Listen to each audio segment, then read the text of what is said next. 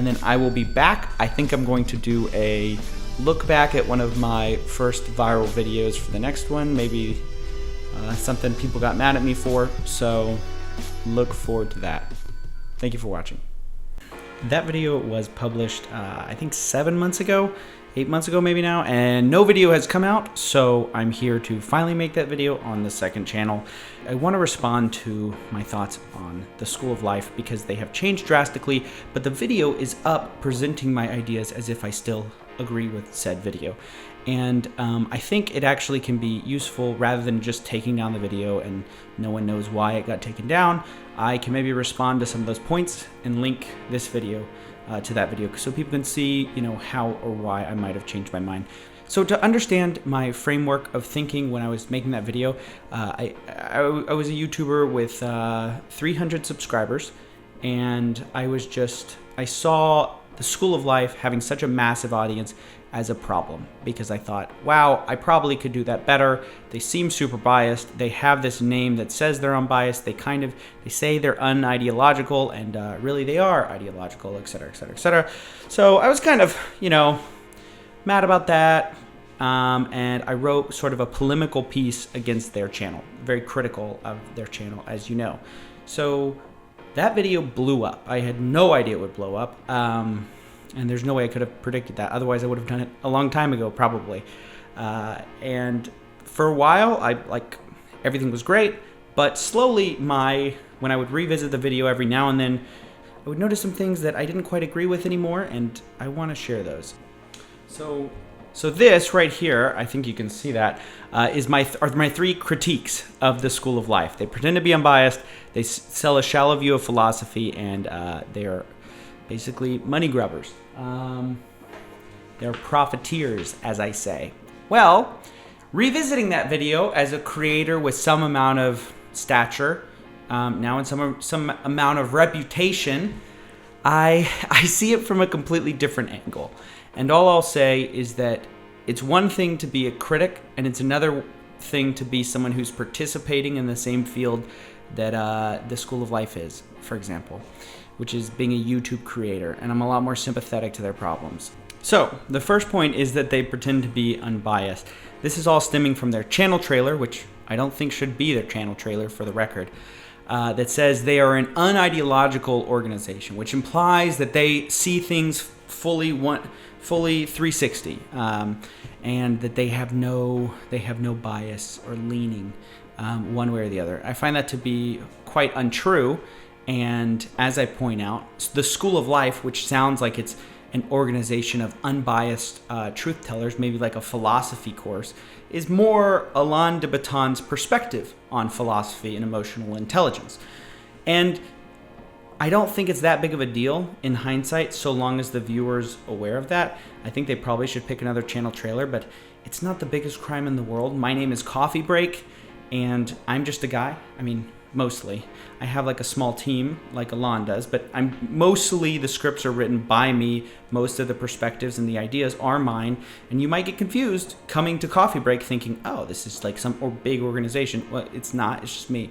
And so now that I have that perspective of you just choose a name at a certain point and you just stick with that name, and you get popular and people can criticize you, but it was just a name you picked at the beginning when you had no idea what it was. So yes, he's biased, but so are all of us. Secondly, I say that their philosophy is bad. And I point to a couple videos, I think, the mind-body problem, and I think that they made a pop approach to some of either Socrates or Plato's ideas. And while I think this is fair, they definitely got the mind-body problem wrong. I think that casting all of their work into the dustbin just because they got one thing wrong is a little unfair, and it's definitely selective editing. They've done good pieces before, and yeah, I've seen my buddy Austin McConnell get trashed because he made one mistake on a Hearthstone video, and after seeing that, I realized that you can't just discount somebody's work just because they made one mistake. People making YouTube videos under a time crunch will make mistakes. It happens. It's not the end of the world. They should be held accountable, but it's not the end of the world. And as for their whole sort of making Play-Doh into a love doctor. I think, yes, that's kind of dumb, sort of cheapens it. But if that's who they want to appeal to, that's who they want to appeal to. Like I said, my perspective has just drastically changed now that I am a creator, because I'm familiar with the challenges of being a creator, and I'm much more sympathetic. I don't just look at the School of Life and be like, what would I have made the School of Life if I had 2 million subscribers or however many million subscribers they have? I'm now acquainted with the trade-offs.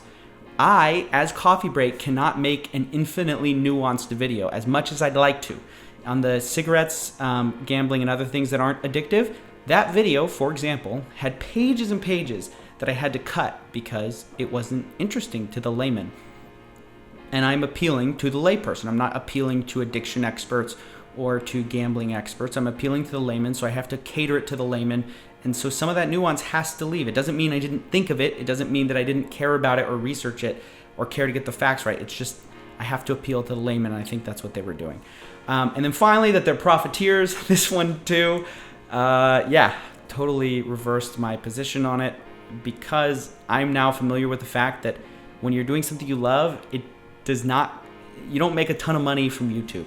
You have to find ways to monetize, whether that be through sponsorships like I've started to do, or through merch like the School of Life does that I criticize them so heavily for. I don't know, there's not much to say there. I think my takeaway from the School of Life, and the problem with the School of Life, as I dub it, is that from an outsider perspective, it's very easy to deconstruct people who have done work and deconstruct it from a certain perspective and say it's all bad because look at it when I take it apart and put it into its little pieces. But what's a lot harder than deconstructing, because that's easy, what's a lot harder than deconstructing is constructing something and making it better. And I hope you know that that's what I've tried to do with Coffee Break, with the success that I've been given. Albeit my first big video was the School of Life, which was a criticism. I haven't done many since then because I'm not that interested in criticisms, except insofar as they kind of serve a larger point and serve some grander point. And in that case, my video wasn't serving much of a bigger point other than to kind of explain why I found their channel to be so distasteful, but I did not teach anybody anything. I did not contribute to, sort of the layman understanding philosophy other than to trash someone else who was. So in hindsight, not my favorite video that I've ever made, and I disagree now that I'm a creator, I disagree with most of the points that I made, all of the points really that I made in that video. I think they're true to an extent, but ultimately fall short and should not be held against the School of Life. So that is the video. Just for your knowledge, I never have made any money from the School of Life video. It was claimed, and I still will not make money as I keep it up. Because as of right now, unless the community wants me to take it down, I will not be taking that video down. It doesn't get a lot of views, and I think it could serve as sort of an instructive piece on how people's minds change over time and how that can be not reflected in their work. Because YouTube's still serving up that video like I made it a day ago, when in reality that's almost 2 years ago, and I've gained a lot of perspective and had a lot to think about since then.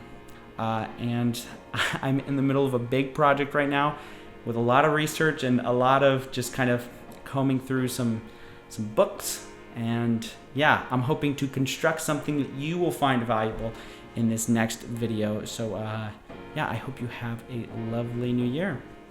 See ya.